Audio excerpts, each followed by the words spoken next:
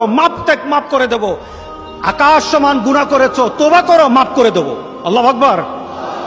শুধু তাই নয়, আল্লাহ বলেন বান্দা যখনই তওবা করবি তোরে আমি পছন্দ করি।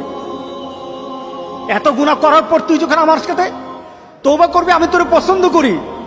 শুধু তাই নয়, আল্লাহ সুবহানাহু ওয়া তাআলা বলেন যারা মুতাতাহহিরিন, যারা পবিত্রতা অর্জন করে আল্লাহ তাদেরকে পছন্দ করেন। আমরা পবিত্রতা অর্জন করি কি দিয়ে? উযু দিয়ে।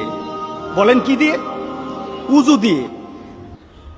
আমরা পবিত্রতা অর্জন করি তওবার মাধ্যমে। প্রথম এটা হলো আত্মার পরিশুদ্ধতা। আপনার দেহকে পরিশুদ্ধ করতে হবে, আত্মাকে পরিশুদ্ধ করতে হবে। আপনার আত্মাকে পবিত্র বানাবেন। আত্মাকে পবিত্র বানাতে হলে তওবা লাগবে। এটা পানি দিয়ে হবে না, মাটি দিয়ে হবে না। আপনার আত্মাকে যদি পবিত্র করতে চান তাহলে তওবা লাগবে। কি লাগবে? তওবা।